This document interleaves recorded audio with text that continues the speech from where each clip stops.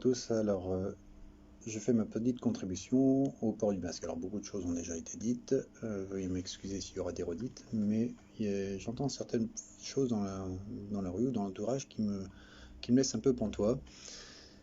Et je voudrais apporter ma petite pierre à l'édifice. En fait, ce que j'entends souvent, c'est que, alors je précise, hein, je ne suis ni pro-masque ni anti-masque. On ne demande pas à un chirurgien de choisir d'être pro ou d'être anti-masque. Simplement, le masque doit être utilisé à bon escient. Voilà, je laisse liberté à chacun qui souhaite de porter le masque ou de ne pas en porter. Je suis plutôt pro-choix. Ceci étant, j'entends beaucoup de gens qui disent oui, mais les chirurgiens, les équipes au bloc opératoire supportent bien le masque. Est-ce que nous aussi, on ne peut pas le supporter un peu dans l'espace public ou dans les magasins? Alors c'est vrai, nous supportons le masque parfois pendant plusieurs heures, pendant les interventions chirurgicales et au bloc opératoire. Ceci dit, je voudrais quand même vous faire une petite visite du bloc et vous allez mieux comprendre pourquoi. On y va?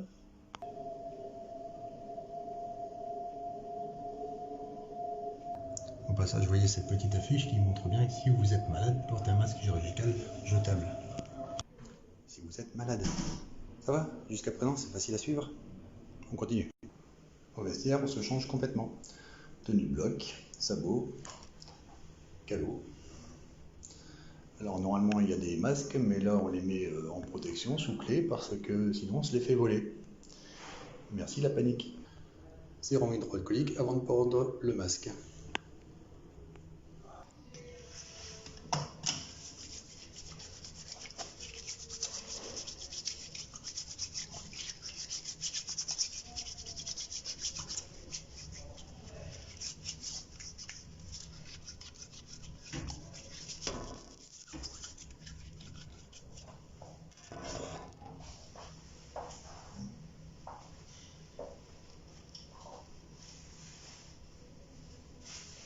On ne touche pas le masque.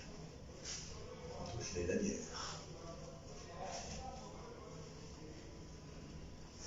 Allez, je vous emmène avec moi. Je vous emmène donc dans une salle d'opération. Bon, par respect pour vous, je vais rebaisser ce masque qui ne me sert à rien, même pour vous protéger, puisque vous n'êtes pas directement devant moi.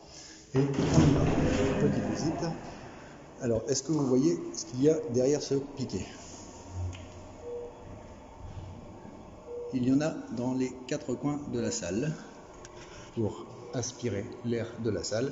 Et vous voyez au plafond, voilà, il y en a 4 également autour de la zone où il y a la table d'opération pour nous apporter de l'air renouvelé et rafraîchi.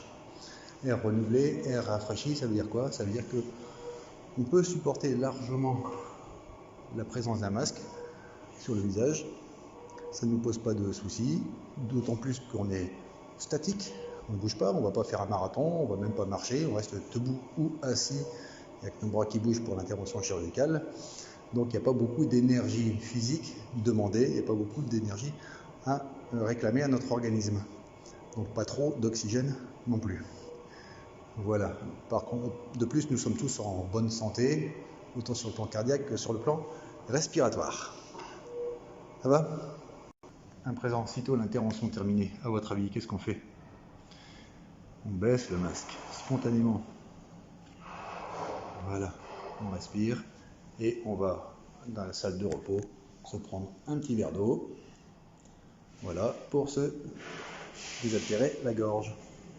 Et tout ça, on le fait spontanément, donc ça veut dire qu'on n'y pense même pas, ça devient pour nous quelque chose de tout à fait naturel. Sachez aussi que ce masque, même s'il n'est pas certain qu'il soit efficace pour lutter contre les infections de site opératoire, donc les infections nosocomiales liées directement à l'opération, nous permettent aussi, nous chirurgiens, d'éviter d'être souillés par des projections de sang, de matière, d'humeur, etc., qui sortent directement du champ opératoire. Voilà. En aucun cas, ça n'a jamais permis d'empêcher une diffusion bactérienne ou virale. Je dis bactérienne, effectivement, à bon plein escient, parce que si vous trouvez une étude qui montre que le port du masque au bloc opératoire permet de limiter les infections de site opératoire, bah dites-le moi, merci. Ensuite, qu'est-ce qu'on fait? Eh bien, ce masque, on l'enlève et ça part dans les déchets, l'ordure ménagère. Tout simplement, Covid ou pas Covid, ça part en ordure ménagère habituelle. Voilà, j'espère que cette petite visite vous a plu. Un petit mot pour ceux qui pensent que le masque les protège eux. Allez sur votre moteur de recherche préféré, tapez virologie laboratoire, regardez quelques images. Vous voyez comment ils sont habillés, quasiment cosmonautes, et comparez avec votre masque en papier ou en tissu, vous voyez si ça peut avoir la même efficacité. Et à présent un message pour ceux qui pensent que ça protège ceux qui sont en face. Je loue tout à fait votre altruisme et vous en félicite. Maintenant, est-ce que le remède n'est pas pire que le mal? C'est-à-dire, est-ce que le fait de garder vos toxines dans le corps ne va pas faire que finalement, dans le masque plutôt, ne va pas faire que finalement vous entreteniez un cycle infectieux à vos dépens. Tout ça pour un résultat qui, somme toute, en dehors des autres gestes barrières qui ont été proposés, notamment une certaine distance, le lavage des mains, se moucher dans le coude.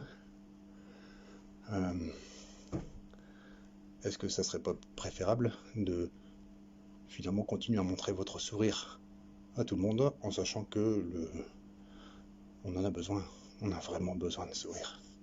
Voilà. Bisous à tous, portez-vous bien.